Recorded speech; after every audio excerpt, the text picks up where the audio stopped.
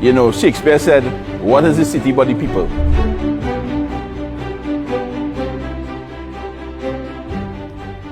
Did you know that more than half of the world's population lives in urban areas and is expected to increase by 70% by the year 2050? These facts from a study by the United Nations tell us precisely why urban development is critical to the landscape of any country, more specifically Trinidad and Tobago.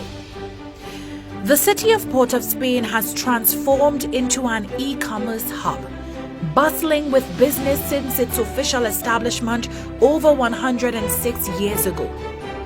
It is home to famous landmarks such as our National Museum and Art Gallery, Fort King George, the Cathedral of the Immaculate Conception, the Magnificent Seven, and our symbol of democracy, the newly refurbished and restored Red House. Through the Urban Development Corporation of Trinidad and Tobago Limited, UDECOTT, our government is undertaking the task of revitalizing our capital city. UDECOTT and the Ministry of Planning and Urban Development, in its mandate of urban renewal of our cities, as identified in the National Development Strategy 2016-2030, are the proud driving forces behind this initiative for Port of Spain. With a focal area of 3,300 acres of land, tackling urban development therein means addressing issues of crime, traffic, flooding, and homelessness in the capital city. To begin this revitalization process, we are proposing works can begin at Arapita Avenue and Brian Lara Promenade to set the tone and lay the groundwork of what is to come. Along with these precursory activities, the following public-private partnership projects will commence. Memorial Plaza mixed-use development, which will comprise of residential apartments, commercial spaces, entertainment, recreation and parking. Piccadilly Street Urban Regeneration Housing Development, Salvatore Building, which is the planning stage, Colville Street Mixed-Use Development, also known as the PowerGen site, the redevelopment of City Gate, the introduction of a tram system to facilitate inner-city transport, and the expansion of green areas to aid in the city's green lungs involving land reclamation at the Mukurapo foreshore. Other concepts will include an increase in drainage capacity through constant cleaning exercises, the development of detention and retention ponds, improved lighting and policing throughout the city, promotion of recycling and reforestation to encourage green living, and updating of the sewer system in areas such as East Port of Spain.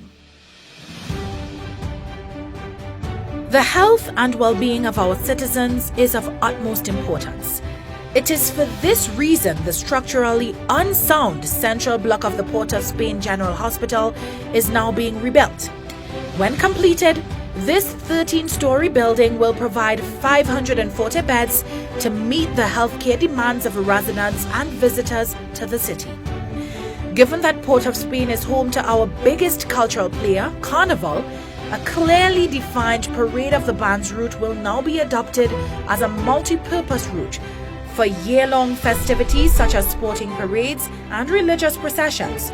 Further adding to this cultural landscape, UDECOTT will oversee the construction of the Desperados Panyard. It will finally bring a settled home to desperados who opted to leave their traditional Laventil Panyard over a decade ago due to crime and safety concerns. When completed, this state-of-the-art facility will attract local and international visitors to our capital city. The objective behind it is to bring a cultural renewal to the city of Port of Spain. We know that we are the capital city. We know that we are the Mecca of Carnival. We know that we have tremendous talent for pan and calypso and chutney and soca and all these different explosions of culture. We want to be able to honor our icons. We want to be able to have our youth see that and to be able to replicate and feel tremendously honored to be associated with the culture in which we have decided and started here in the city of Port of Spain. When you look at the plans for the redevelopment and upgrades to the city gate, which is a main hub used by tens of thousands of people on a daily basis, you see that this is people-centered. When you look at the plans to eliminate as best as possible some of the heavy traffic in the city that affects people on a daily basis, that is very people-centered. We all know the issues that our city faces, and so making Port of Spain a hub again, which it is, we really are the gem of the Caribbean. Bringing business back into the city, bringing users back into the city, and seeing the infrastructure not only go from 20th century to definitely the 21st century and bringing it up to international standards will set Port of Spain on the train and the track that it needs to be and where it should be. The focus on expanding green spaces is also something to look forward to, especially in this time of improved mental health. We look forward to seeing that in the city of Port of Spain.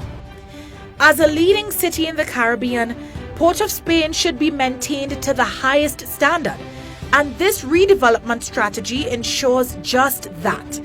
This policy framework ensures economic stability, cultural preservation, and national development.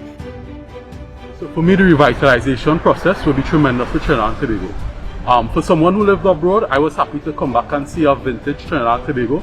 However, I understand that for the business and economic point of it, we would need upgrades in the country. So most importantly, I think the city gate upgrade will be very beneficial for Trinidad and Tobago and for people going to and from the capital.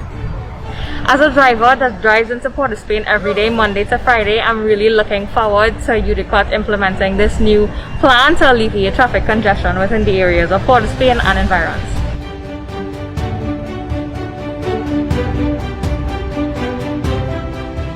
I am so grateful and I fully endorse the revitalization of the Port of Spain city by UDECOTT. Thumbs up from the Port of Spain Corporation. Today, we take the first step on a journey into the future. This is our capital city, and the step towards urbanization starts here. UDECOTT, signed, sealed, and delivered.